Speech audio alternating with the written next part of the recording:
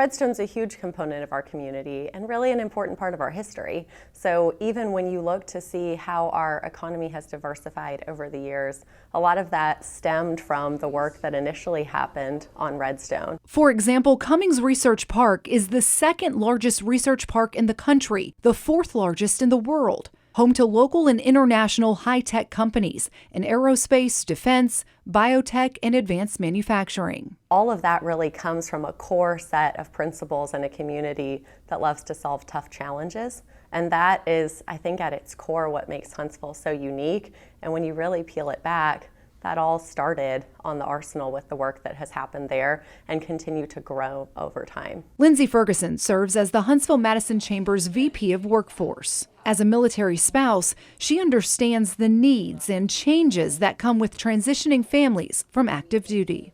You have a big component of individuals who have been active duty or have retired and come here or have come here after serving active duty. So they know what it looks and feels like to support an individual, just someone who's new, whether you're a service member or service family or not. But you also have the Arsenal that does have some active duty presence on there as well. So there's a component of welcoming a military community. And then you just have the good Huntsville Southern hospitality too. And when you put all of those things together, I think Huntsville has over time become a community that really embraces new people. When you crunch the numbers, nearly 50% of the people who live in Madison County aren't Native. In the last year, the Chamber decided to kick up their military recruiting. As a veteran, I talk about this a lot. I want freedom of choice. And you have freedom of choice here.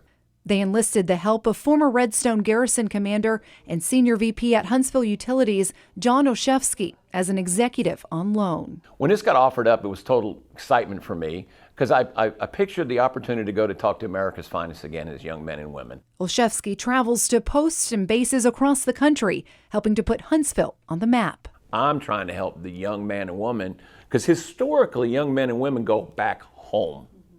And I'm trying to talk them into, no, you don't want to go back home. You want to come here because we have the jobs and we have the VA and we have great hospitals and all the above.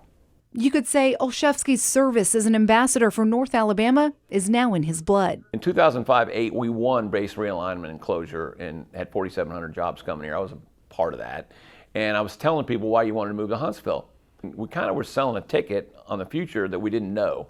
Because at that time, young folks didn't want to move here.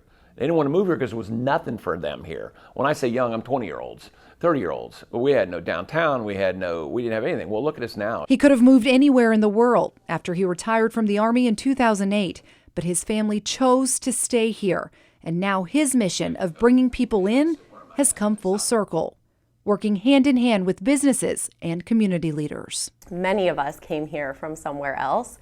And so that creates a great environment to also welcome our veterans here and then to align them oftentimes to work that is closely aligned to serving and protecting our country, which is something that they're just, deep in their DNA, excellent at doing as well. Making North Alabama a great place to work and live for all. Marie Waxel, Way 31 News.